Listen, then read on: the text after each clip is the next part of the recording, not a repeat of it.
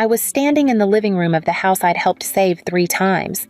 Once when my dad had back surgery and couldn't work for months. Once during COVID when both my parents lost half their retirement in the market.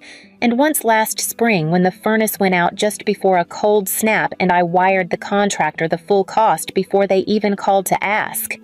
That day, I wasn't there to fix anything, just helping Dad scan some paperwork for their health insurance. It was something I did often. My dad, Gerald, never quite figured out the printer-scanner combo even after 10 years. He always said I was good with tech, though I've worked in project management, not IT, for over a decade. He'd left a stack of documents on the dining table. I moved through them quickly, medical records, some Medicare forms, a utility bill or two. Then I saw it, a cream-colored folder. Thick, neatly labeled in my mom's handwriting, estate plan, final copy. I shouldn't have opened it. I know that. But I had just paid their property tax bill the week before, $178.41. And I was planning to swing by the pharmacy after this and pick up their blood pressure refills like I always did. So, yes, I opened it. Inside their will, notarized 2 months ago, their house fully paid off, their remaining retirement accounts, a life insurance policy, all of it to my brother, Mason Rivers, 29, no job, still living at home. He'd dropped out of college, twice. Spent a few years working on music, which mostly meant jamming in the garage and posting clips that never broke 200 views. My parents always said he just hadn't found his path yet. My name, Danielle Rivers, appeared once. One line. We love both of our children equally and trust them to care for one another. That was it. No mention of the taxes I'd paid. No line about the savings I'd transferred without being asked. Not even a thank you. Just a polite way of saying you don't need anything and we don't owe you anything. I didn't say anything at first, just stood there staring at the paper while the scanner hummed in the background. My hands were steady. My breath wasn't. My dad came back in with his coffee and said, "You getting through that stack, Danny?" I held the folder up.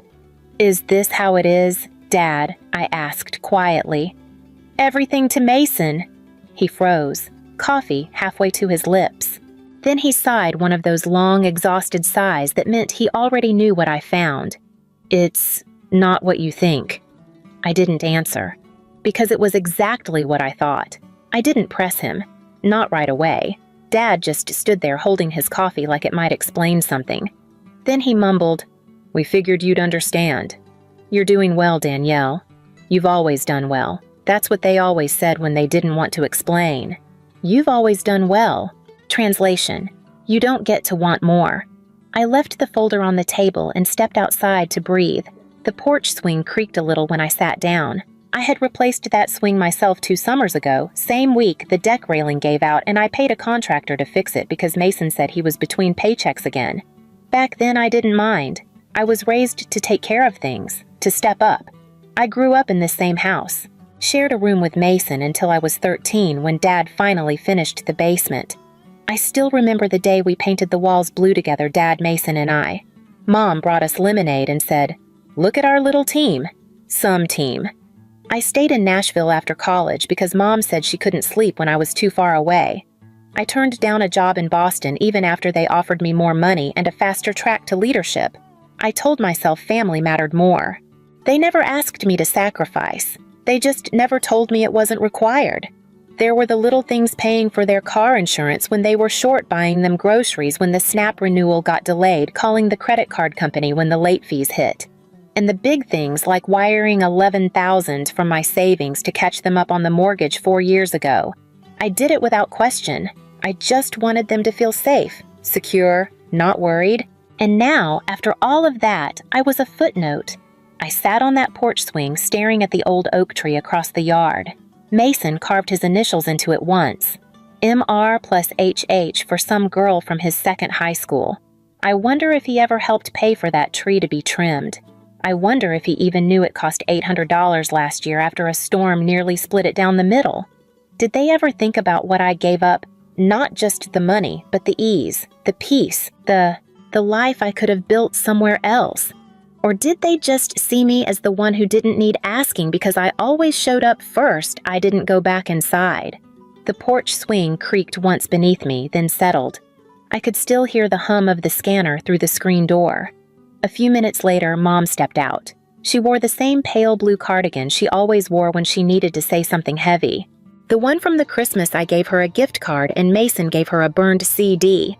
She said she loved both. She didn't sit at first, just stood there twisting the hem of her sleeve. "Danielle," she said, not too soft, not too sharp. I didn't look up. She sat beside me anyway. "We didn't mean for you to find out like that." I nodded once. I wasn't going to fill in the silence for her. She let out a breath. Not quite a sigh, just a release. "It's not that we don't love you." Still, I said nothing. Because what do you call love that forgets your name when it's inconvenient? She reached over, resting her hand on mine. Her skin was warm, trembling slightly. "Mason's had a rougher time. You're steady, Danny. You always have been. Steady, strong, reliable. Words that feel kind until you realize they're cages. Labels that let people take from you without guilt." I pulled my hand back. "You could have told me," I said. My voice was low even. "You could have asked." She looked away, down toward the yard, and that's when she said it. Quietly, as if saying it softer made it lighter. We had to co-sign. For Mason. He needed the help. The word landed like a tap, not a blow. But I heard everything in the way she said it. They didn't just leave me out of the will. They'd already tied themselves to him with real numbers, real debt, real risk. How much I asked. No answer. "Mom, how much?" Still nothing. Then quietly, 35. I stood up. The wind had picked up. The old wind chime over the porch clinked once, then fell still. I looked at her, not angry. Just tired. "You didn't choose him because he needed it. You chose him because you already owed it to him." Her eyes widened, but I wasn't looking for a response. I just didn't know the price included forgetting me. I didn't text. I didn't call. I just stopped.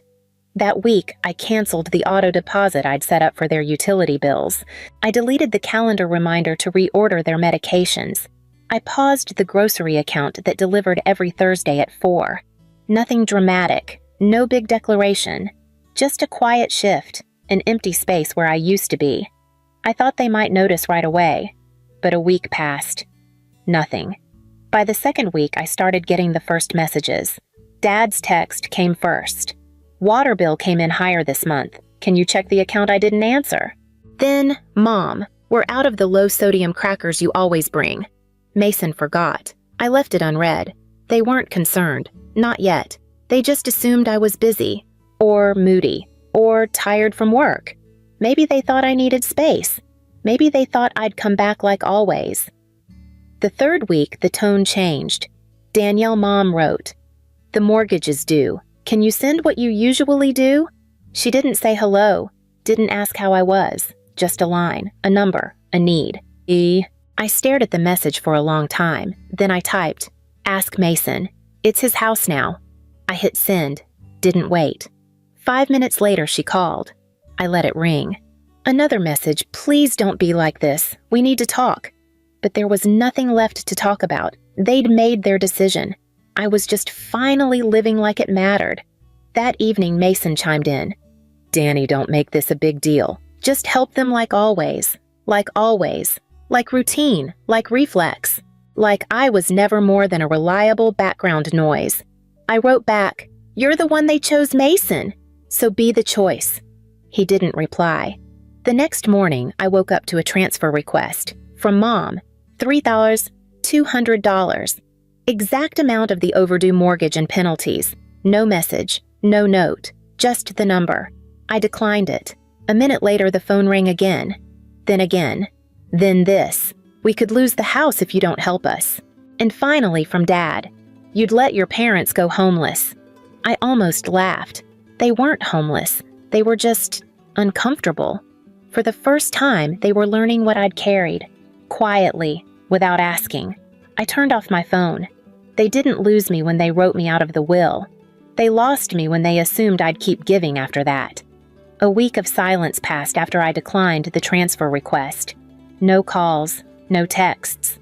It was the quietest I'd known them to be in years, and somehow that felt louder than the begging. I started sleeping better, waking without checking my phone, cooking for myself and no one else. But silence never lasts in my family, not when there's blame to pass. The first sign was a voicemail from Aunt Lori. She rarely called me, always said she didn't want to get in the middle of family things. But that morning her message said, "I'm not taking sides, honey, but your mom's worried sick. Maybe just talk to them." That's when I knew they'd started talking, to other people. I checked Facebook. It didn't take long to find it. A photo of the front porch. A caption that read, "We gave everything to our children." But sometimes giving isn't enough. Dozens of likes.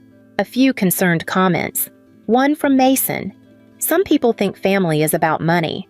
They forget it's about showing up. I closed the app. Not angry, just hollow. They weren't just disappointed. They were rewriting the story, turning me from caretaker into villain because I'd stopped showing up to be used. The next afternoon, an envelope showed up at my apartment. Plain. No return address. Inside a foreclosure notice. Copy only. Not addressed to me, but I knew the house number. I sat with it for a moment, stared at the paper, then flipped it over and wrote on the back, "Maybe you should have left it to someone who could manage it." I didn't send it. Instead, I checked the county site. Their property was officially listed as at risk. Behind on payments. No buffer left. They'd burned through the savings, probably trying to keep up appearances, maybe hoping I'd cave before things got real. Mason had spent it all the money they left to him for security, for stability, for his future. Gone. There was a time I would have stepped in, called the bank, negotiated a grace period, moved funds around. But now I poured myself a glass of water, sat at the kitchen table, and let the house fall without me. Sometimes you don't need to set the fire, you just have to stop carrying the water. It started small. A vague post from Mom with a sunflower emoji, a photo of her and Dad smiling on the porch. We raised them with love. We did our best, but sometimes love isn't enough. No names, no direct accusations, but I knew what it was. So did anyone who knew us. Aunt Trish commented, "You two are such amazing parents. You deserve better." Dad followed a day later, a longer post, less subtle. "We gave everything to our children. Time, money, love. We thought we raised them right, but in the end, you can't control who turns their back on you." He tagged me. No call, no message. Just a post for everyone to see. I didn't respond. I watched it grow. Dozens of likes. Family friends chiming in, some I hadn't seen since high school. One wrote, "This generation just doesn't understand sacrifice." And then there was Mason. Of course there was Mason. He shared Dad's post with a caption of his own. Some people only care when they're getting something. I'd give anything to protect Mom and Dad. I guess not everyone sees family that way. I read it twice. Then, once more, the same man who hadn't paid rent in years, who drained every dollar they had left, who watched the house fall apart, was painting himself as the hero. The comments were worse. "You're such a good son. Your sister should be ashamed. They gave her everything. She just wanted more." They didn't know the truth, but they didn't want it either. They wanted a story, and my family gave them one. I might have still said nothing. Let the storm pass. But then I saw her name Kelly, my cousin, the one who once told me, "You're the glue in this family." She liked the post, left a heart emoji. No comment, just that. It hit harder than I expected. Maybe because I thought she knew better. Maybe because I thought she saw me. I closed my laptop, sat in the dark, and for the first time in weeks, I felt something break. Not loud, not messy, just a quiet, final click. They weren't just rewriting the story. They were erasing me from it. They came on a Thursday. I should have expected it. The texts hadn't worked. The money requests had been ignored. The guilt had gone stale. So they showed up. The front desk called at 10:42 a.m. "Ms. Rivers, your parents are here, and a man who says he's your brother." I stood in the hallway outside my office, staring at the floor tiles while she kept talking. They're asking to come up, said it's urgent. I took a slow breath. Please tell them I'm not available and that they're not expected. A pause. They said they'll wait. I nodded, though no one could see it. Then let them.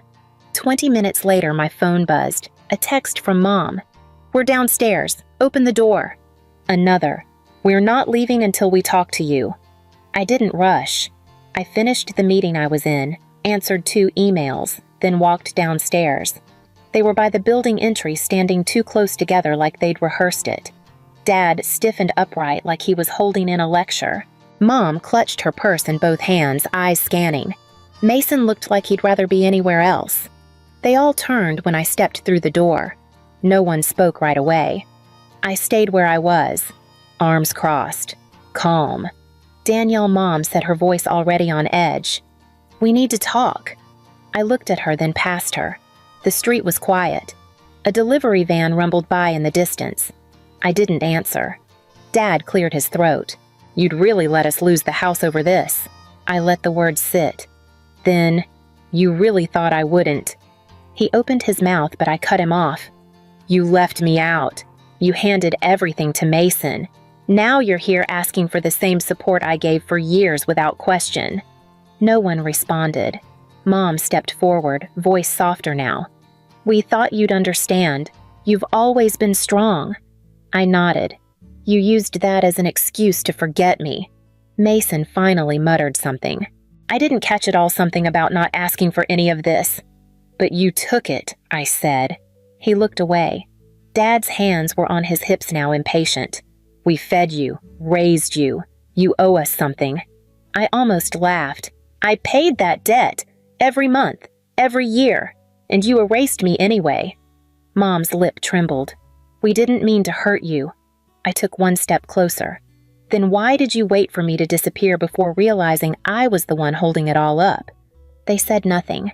Mason reached for the door. I held up a hand. Don't. You're not coming up. You're not coming in. I won't be your answer this time. No yelling, no scene. Just stillness. They stood there. 3 people who once called themselves my family. And I was done trying to be seen by people who only looked when they needed something. They didn't lose me when they changed the will. They lost me when they believed I'd never walk away. I didn't block their numbers. I didn't need to. The silence I gave them was louder than anything they could shout back. They texted for a while. Mom tried soft words. Dad went colder, blaming, demanding. Mason stayed mostly quiet, just one last message. You think this makes you better? Walking away. I didn't answer. A few days later, I took a walk. No purpose, just movement. My path, without meaning to, curved past the neighborhood where I grew up. The old street looked the same, cracked sidewalk, a half-painted fence. But the house, a for sale sign on the lawn, faded shutters, dying grass. I stood on the sidewalk and looked at it. The porch light was off. The swing I fixed was gone. So was the hanging wind chime. I didn't move closer. I didn't need to see inside to know what had collapsed. That house never kept me. I kept it. And now it was someone else's problem. As I turned to leave, my phone buzzed in my pocket. Once. Then again. I didn't check it. I already knew the name that would be on the screen. I let it buzz, then stopped, then buzzed again. I pulled out the phone and looked. Missed call. Mom. Missed call. Dad. And then voicemail. Knew I muted the phone. Slipped it back into my coat pocket. No message needed. I already knew what it would say. I walked home in the cold, slow air of a late autumn afternoon. Not angry, not vindicated, just free. I was never their backup plan. They just liked pretending I'd never leave. If they once counted on your silence but forgot your name, just leave a heart icon. Some of us never raised our voice, but we never disappeared.